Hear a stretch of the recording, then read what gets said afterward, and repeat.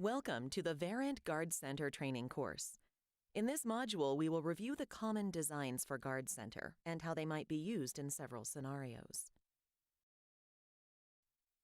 In this module, we will cover what is the difference between NIC 1 and NIC 2 implementation of Guard Center, how the decision-making matrix might be used to prepare for 3 different scenarios, guard or reception desk, mid-sized security operations center with limited camera control, and a large SoC with full camera control. Shown here is an example of the back of an Edge 300 unit with 2 network interface cards, or NICs. In a financial institution, typically NIC 1 is connected to a bank's corporate network, which is mainly used for querying live, recorded, or event video from the Edge VR unit. As well, the Edge VR is often configured using this NIC 1 connection.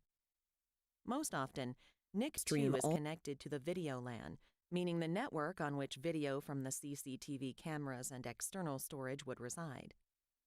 Due to the nature of Guard Center use cases, it could reside on either NIC 1 or NIC 2, depending on the network environments within the bank. The fact that Guard Center can exist on both NIC 1 and NIC 2 might lead the user to ask what are the benefits of each. Using Guard Center on NIC 1 allows the institution to take advantage of existing network infrastructure to stream video to a Guard Center video wall. This, of course, can reduce the overall costs of a project that spans a city or campus. However, often financial institutions impose strict network policies on workstations that may be driving the Guard Center software. Required logouts during shift change can leave a video wall blank during the changeout. Timeouts imposed on bank-banded workstations can also force a workstation to lock itself after a period of time, which often blanks out all attached monitors. Again, this is not a good practice in a security operations center. NIC 2 attached Guard Center allows the security group to add workstations that fall outside the normal network policy requirements because they do not reside on the corporate network. So those issues affecting a bank-banded workstation can be overcome. It is important to note, though, that because these workstations live off the network, all software control measures must be considered separately from the bank's normal IT support organization.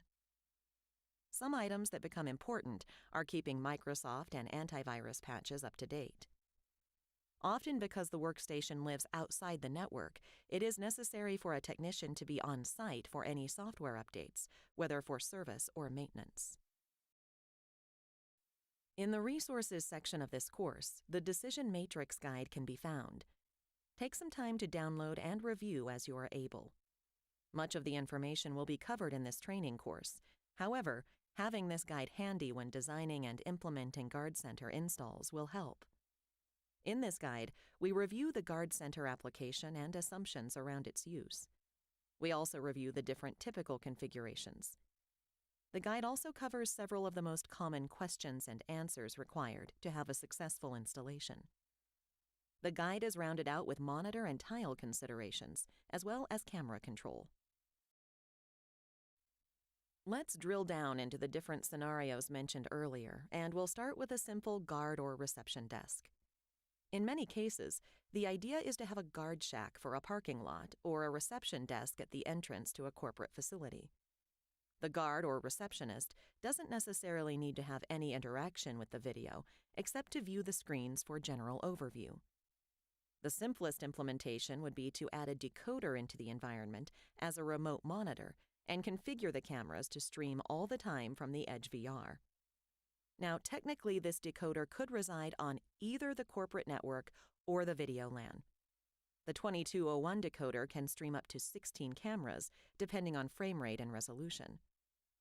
There would be no control of the cameras as required, and even in shift changes and powering down the monitor, the decoder will continue to stream video. Any system administrator connecting to the Edge VR can change the cameras when needed. Depending on how the configurations are made, Op Center may or may not be required for the configurations of the decoder.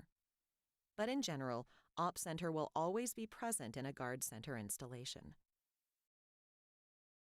In the second scenario, we add some basic control of cameras and increase the overall number of cameras being displayed on monitors.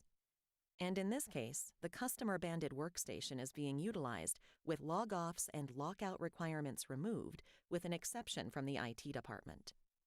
Perhaps we even add in maps to allow for better situational awareness. In this case, a full Guard Center workstation may be required in order to provide the ability to control de-warping of 360-degree cameras via USB-attached mouse. As well, to be able to change cameras on local and remote monitors, attached by decoders, we've added a keyboard controller attached to the workstation via USB. Finally, we upload a simple map of the building and add camera icons so the security officers can quickly pull up video from certain areas of interest. Moving into the larger installations, we may find the need for multiple Guard Center workstations with PTZ control and 360 de-warping with USB-attached mouse. Using keyboard controllers, each user can also control their workstation's specific set of local and remote monitors. Maps are also important now with larger facilities to bring up video to identify events of interest, such as DMP door alarms or analytics events. In this case, there could be up to 6 local monitors connected directly into each workstation via HDMI. Additionally, up to 8 decoders may be attached to the system, allowing for a significant number of cameras to be viewing simultaneously. Also, combinations of customer-banded and Verint-supplied workstations may be utilized, as well as decoders depending on their connectivity. We will dive deeper into keyboards and decoders throughout this module, but it helps us to understand that each serves a very important role in control of different types of cameras in Guard Center environment. In this module, we've covered the basics around NIC 1 and NIC 2 implementations of Guard Center, how the decision matrix might be used to prepare for 3 different scenarios, and we've reviewed 3 common installs including guard or reception desk installations, mid-sized security operations center with limited camera control, and a large SoC with full camera control. This module is concluded. Thank you for joining us. Please follow Verint on your favorite social media platform.